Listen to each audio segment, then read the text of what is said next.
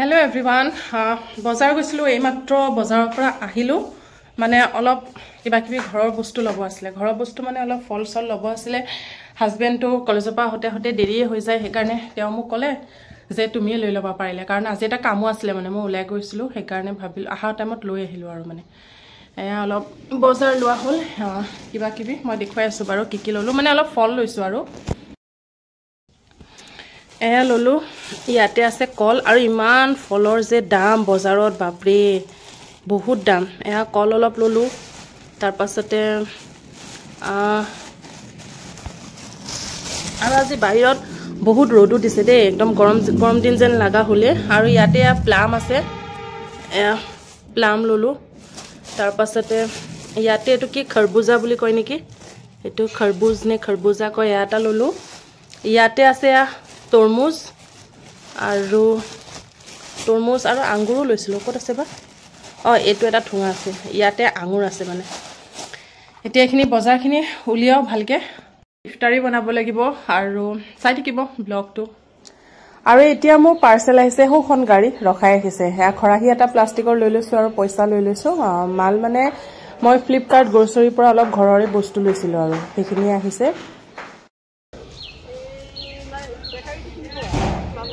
হয় হয় প্লাজা বেকাৰীটো তাৰ কাষতে আহিলো গুণগুণ লিখি থকা ঘৰটো ন ঠিক আছে মানে চাহা বিলিংটো পাব নালাগে আৰু মই পাৰ্সেল কি আহিছে মই আপোনালোকক পিছত দেখুৱাম মই কিচেনটো ফাৰ্ষ্টত সাফা কৰিলো কাৰণ মোৰ ইফতাৰো বনাব থাকে পিছত দৌৰাদৌৰি লাগে আৰু মোৰ ৰুমটো অলৰেডি 3টা ৰুম ক্লিন হৈয়ে গল খালি কিচেনটোৱে বাকি আছে সেইকাৰণে আজি ভাবিলো কিচেনটো সাফা কৰি দিও এটো বক্সত মই আলমাৰিত থাকা কিছুমান অলাগতিয়াল বস্তু মানে কিছুমান বস্তু ডাবল থাকে নহয় তাৰে এটা পিস মই বক্সটোতে ভৰাই ৰাখিছো আৰু এটো বক্সটো মই বিশালৰ পৰা আনিছো আপোনালোকক দেখুৱাইছোৱে অলৰেডি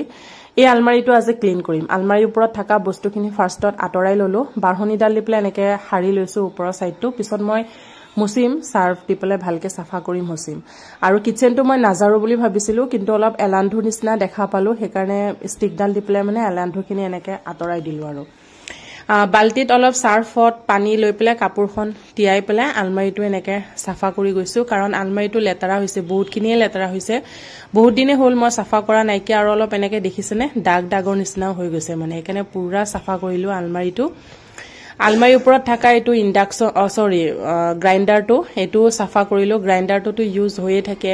ৰোজা মাহটো পুৰা ইউজ হৈছে অলপ আঠা নিচিনা হৈ গৈছে মানে সেইকাৰণে পুৰা সাফা কৰি দিছো আৰু তিতা কাপোৰখন দি পেলাই ওৱেৰ বিলাকো মুছি দিছো ধুলি পৰি মানে এনেকুৱা অলপ লেতেৰা নিচিনা দেখা যায়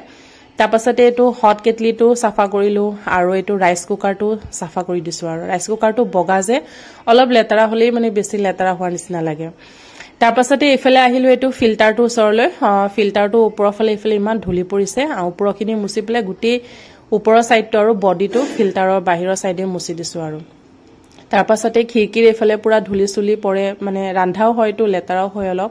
হেকাৰে ব্ৰাছডাল দি পেলাই তেনেকে সাফা কৰি দিলো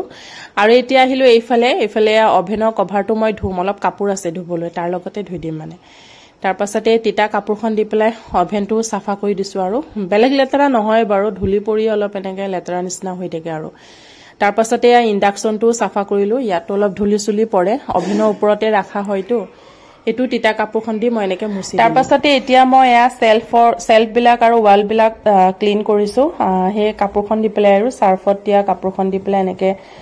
মুছি দিছো কাৰণ অলপ আঠা নিচিনাও হয় আৰু সেলফটো ব্ল্যাক কালাৰ যেটো সেলফ এটোটো সদায় ক্লিন কৰা হয় ৰান্ধা হোৱাৰ পাছতটো মই সদায় সাফা কৰি দিও তথাপি আজি ঈদ বুলি কৰি আছো যেতিয়া আকৌ এবাৰ কৰি দিছো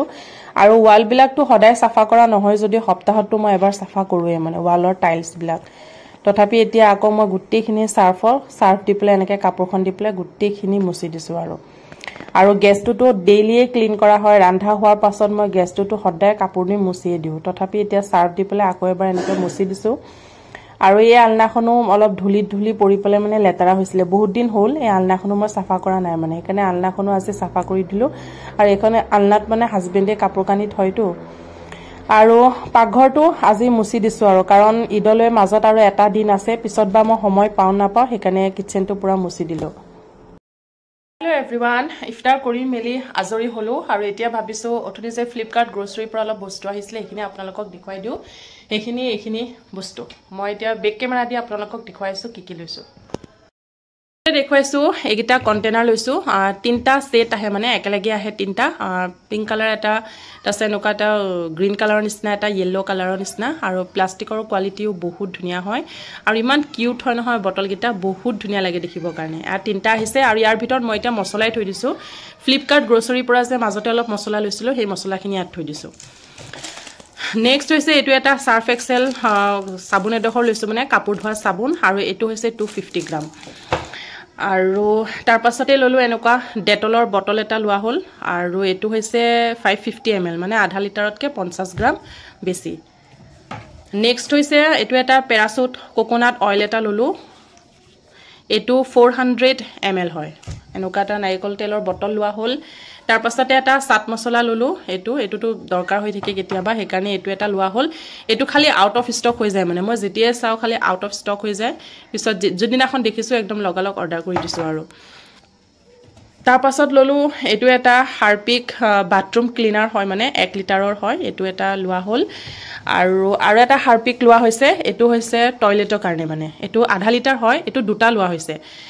সো এখিনিয়ে বস্তু লোৱা হল আৰু এখিনি বস্তু অৰিজিনাল যেটো প্ৰাইস তাতকেটো মই বহুতখিনি কম প্ৰাইসতে পাইছো আজি মোৰ ব্লগটো মই আজি এখিনিতে শেষ কৰিছো যদি ব্লগটো চাই আপোনালোকৰ ভাল লাগিল দেন লাইক এটা কৰি দিব আৰু নতুন কোনোবাই যদি মোৰ ভিডিও চাই আছে মোৰ চেনেলটোত যদি নতুন হয় দেন প্লিজ মোৰ চেনেলটো সাবস্ক্ৰাইব কৰি দিব thank you bye good night